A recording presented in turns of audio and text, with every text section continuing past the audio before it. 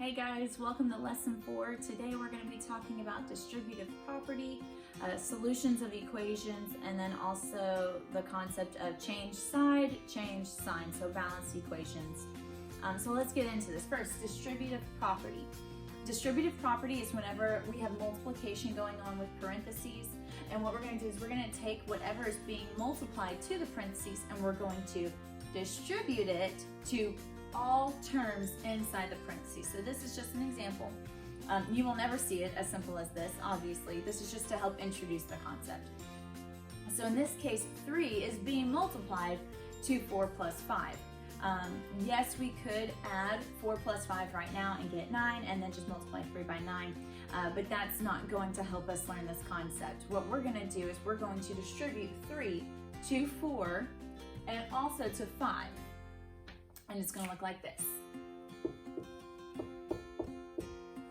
Okay, and then we're going to add 12 plus 15 is 27. Just proving our point that yes, we could just add 4 plus 5 together, get 9, then multiply by 3 to get 27. But again, that does not help us with learning distributive property. So let's do some practice. In our first example, they're wanting us to expand. Anytime they say expand, that just means distribute. So what we're going to do is we are distributing 4a squared to both numerators inside our parentheses, and we're distributing b to both denominators within our parentheses. So what I'm going to do first is I'm going to rewrite this problem distributed. I'm not going to worry about simplifying anything as I go. I'm not in a rush. I'm taking my time. When you rush things in math is usually when simple, silly mistakes happen that totally could have been avoided. And it's not that you don't understand the concept, you just rushed yourself. So we're all about taking our time because we would rather do the problem once and get it right rather than do it quickly and have to do it again. So we're going to take our time and distribute. So 4a squared b negative squared over a to the 4th b minus, that comes down, and then we have 4a squared, and then we have 3ab over a squared b. Notice I have not done any math. All I have done is rewrite this distributed. So now that I have done that, I will simplify each term. So the 4, it is what it is, so it's going to stay as is. And then I have a squared here and a to the 4th, so those can reduce, and I'm left with a squared here. And then I have b negative 2, and then I also have just b. There is no exponent, so we know it is b to the 1st, okay? And with what we learned in our previous lessons is whenever we're doing this, we think negative 2, division bar means minus 1. So that's going to be b to the negative cube. Or I could write it down here and make it positive, and that's what I'm going to go with.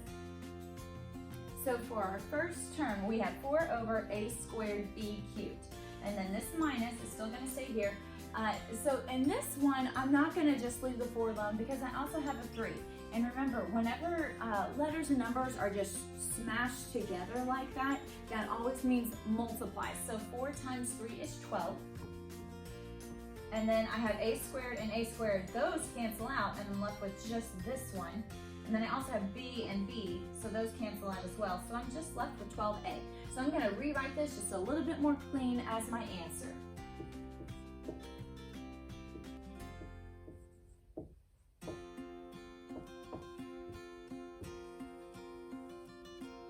And that is it. We're done. Okay, so let's do another practice problem. This one is just a little bit bigger, not super intimidating. We're going to be fine.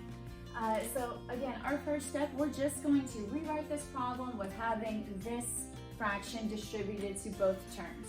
So I'm just going to rewrite a negative cubed b to the 0, a squared b c over c squared minus a negative cubed b to the 0, 3 a negative squared over c b negative squared. Okay, so now that I've done that, I can do my simplifying. And I have a to the negative cube and a squared, so that's going to be a to the negative 1st.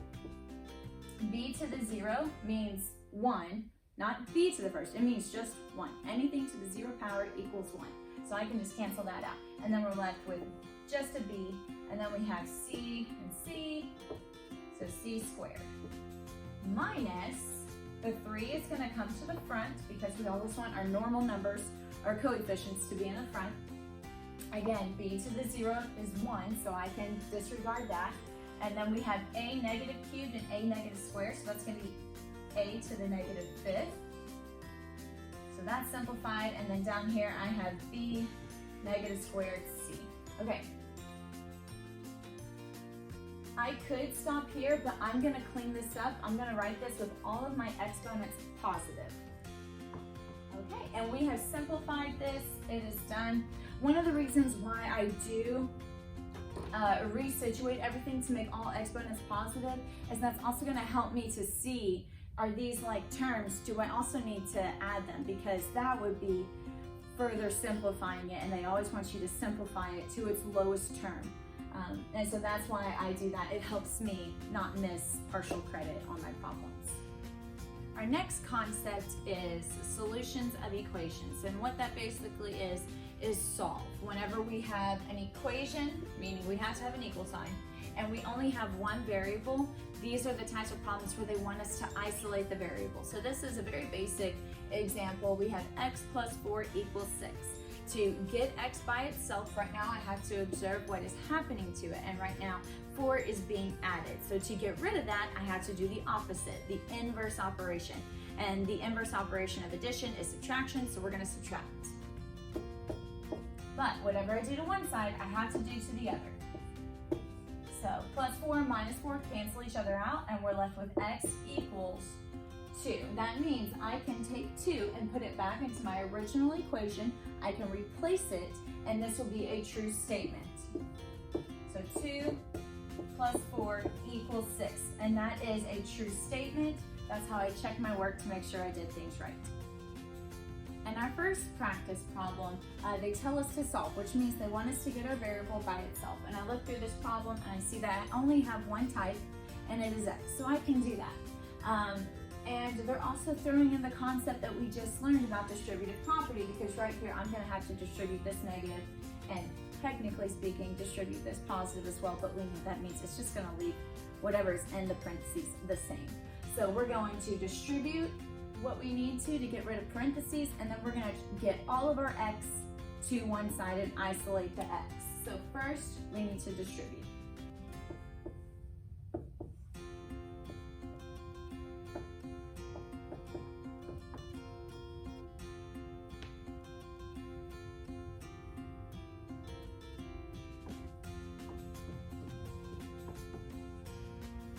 Okay, and I also want to point out, when I distributed this negative, it went to both parts. So instead of plus 5, it now says minus 5, because negative 1 times positive 5 is negative 5, okay? Once we get to this step, we're going to simplify each side as we can. And I see that I have 12 minus 5, that's 7. So 7 minus 2x equals, and then over here, I have negative 2 minus 3, so that's negative 5. Plus x. Now I need to get all of my x to one side and my normal numbers to the other, or my constants. So I'm going to move this 2x. In order to move it, right now it's being subtracted, so I need to add it. Plus 2x. But whatever I do to one side, I have to do to the other. Okay, and I'm also going to go ahead and add 5. So now on this side, I only have variable, and 1x plus 2x is 3x. And then on this side, I only have constants, and 7 plus 5 is 12. Now we're going to divide by 3. So x equals 4. And we are done. We just solved this equation for x. Okay, let's do another practice problem. Here, they crank it up a notch by adding a fraction. So again, our first step, we're just going to distribute the 3, and we're going to distribute this negative. So we also have to remember that this is 3 over 1 as we do this distributing. So 3 times 5 is 15 over 6 minus 15 over 3. And yes, I do know that these can simplify. We'll do that in the next step. And so this negative is going to both parts. So it's going to change this sign to a positive 1/2 minus x. Okay, so now we're going to simplify these fractions. And this is going to be 5/2. And this is going to reduce to 5. So we have 5/2 minus 5x equals 1/2 minus x. So we need to get all of our variables to one side, all of our constants to the other. So I'm going to move 5x by adding it, which means it's gone there. And I'm going to move 1/2 by subtracting it.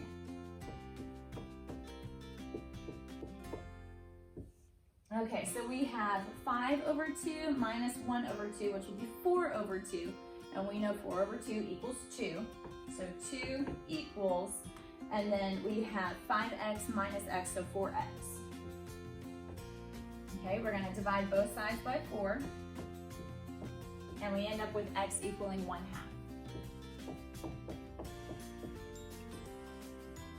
And we're done. And if we ever want to check our work to make sure we get this right, we can put 1/2 in place of x and solve to make sure that this is a true statement. Our last concept in this lesson is change side, change sign. And this is just a shortcut, so every time that we do this, we don't have to do all that extra work that I was showing you of whatever you do to one side, you have to do to the other. We're just gonna go ahead and commit that to memory as a concept. So if they ask me to solve for y, to get y by itself, I have to move this to x. And the way I'm gonna do that is by subtracting it to the other side. And I get y equals 4 minus 2x. Okay, so I'm gonna rewrite our beginning statement. And what they want you to see is when you change the side, you change the sign. And so that's gonna save us a lot of space on our paper. And so let's do some practice just to get used to that. Our first example is pretty simple. We have x minus 2 equals 7 and changing side, changing sign. So I want to move the 2 to the other side. So right now, since it's a negative, I'm going to say positive. So x equals 7 plus 2, and then we're going to solve. So x equals 9. That's what they're wanting us to practice in this concept. Okay, that example was way too easy, so we're going to crank it up a notch. In this one, they say solve for p. And all we're going to need to do is move these 2 to the other side. Same rule, change sign, change side. So we're going to leave p as it is, and we're going to go ahead and write equals 7y, because we know that stuff's not going to change. So right now this 3x is negative. I'm going to change the sign to a positive. And this is a positive, so I'm going to change it to a negative. And we're done. They said solve for p. We got p by itself. We did it. So we're done now. All right, so let's look at one more practice problem. In this one, they want us to solve for y. So we're getting y by itself. We'll deal with this 3 later. Right now, we're going to focus on moving these 2 parts. So we're going to write 3y equals, I don't really have to include the 0 because it's 0. So I'm just going to ignore that. Right now, we have minus 2x, so it's going to be positive 2x. And then I have positive 5, which will change to minus 5. So that is this problem rewritten with the other 2 terms on the other side of the equal sign. And now we just have to move this 3. So right now 3 is being multiplied to y, so we're going to divide. And I'm going to put it over each part. So y equals 2/3 x minus 5/3. And we have finished because we got y by itself, so we're done. And that's it for this lesson, so we're done now.